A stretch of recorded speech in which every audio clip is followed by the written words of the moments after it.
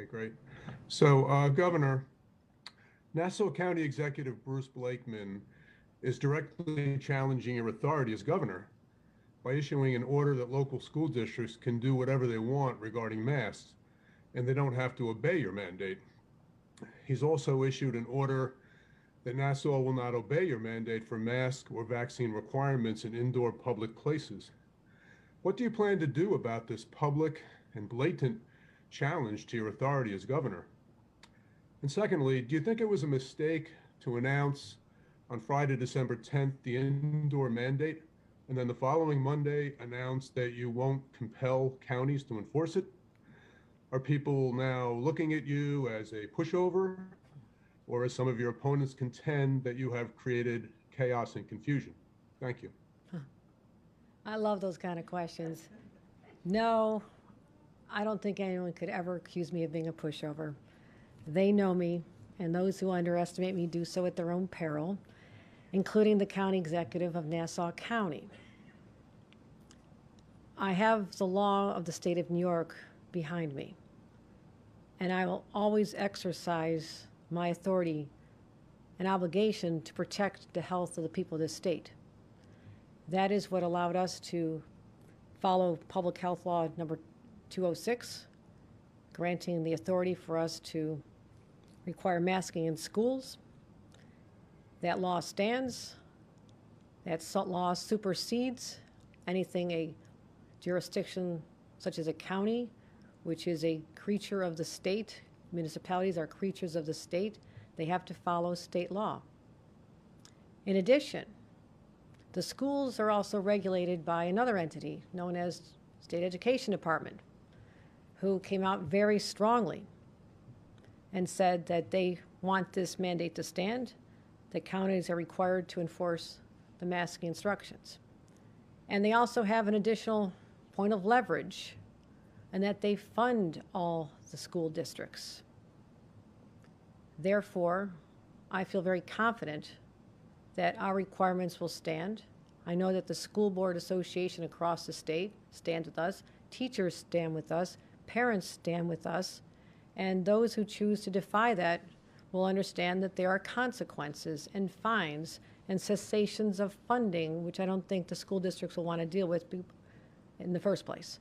With respect to our requirement of masks or vaccinations, I have always said that we are going to conduct ourselves in a different approach and ensure that we empower localities to do the right thing. I believe that a mask mandate was the right thing to do, a mask or a vaccination, to give flexibility, which is important for businesses. I've spoken to thousands of business owners over the last 2 years about what they've gone through and what they want.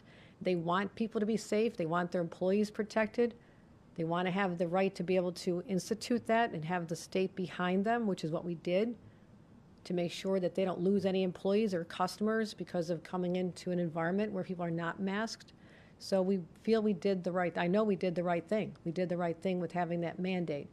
And in terms of enforcement, I believe that counties should be exercising their authority that's granted by the state to enforce this. Now, we understand that there are those who said they will not. I am appealing not to elected leaders who are not taking their responsibility seriously to protect the public health. I'm appealing to the businesses. And I am so grateful to the so many who have followed what we've asked them to do, protect their workplaces. And here's the whole reason we do this as well. I've always said we're doing everything to protect the public health, but also the health of the economy.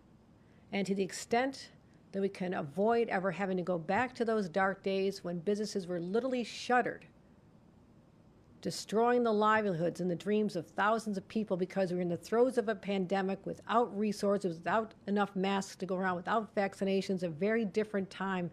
So many lessons were learned from that experience. And I have said from day one, I will not shut down the economy, but will make sure that businesses know that they have the state of New York standing behind them when they institute a mask requirement or a vaccination requirement for people to go in them. So it's a different approach. It works. We're standing behind it, and we'll leave it at that. Thank you, Governor. Your next question this afternoon comes from Tim O'Shea of the Buffalo News. Tim, your mic is open. Hi, Governor. I'm going to switch topics on you for a moment. You alluded to the Super Bowl before, so I'd like to ask you about the Buffalo. Exactly. I'd like to ask you about the Buffalo Bills stadium negotiations. How are things going? How soon do you hope you might be able to make an announcement? And also, there's a lot of talk upstate here about a dome versus an open air stadium. Do you have a preference on what kind of stadium you'd like to see? Well, when there's 18 inches of snow on the ground, a dome always sounds better, but I do believe that part of the culture of the Buffalo experience is to have the outdoor.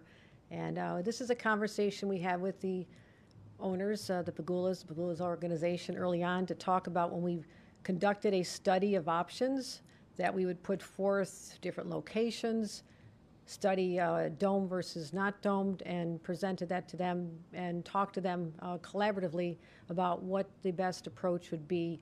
And it was determined, the preference was for Orchard Park to keep it where it is, look at that site instead of downtown, and also to keep it open air as part of the Buffalo bravado, which people love to showcase.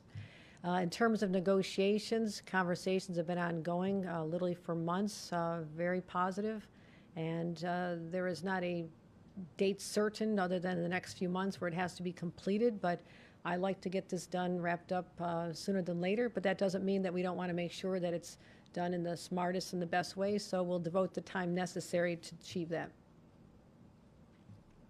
Thank you, Governor. Your final question this afternoon comes from Tim Balk of the Daily News. Tim, your mic is open.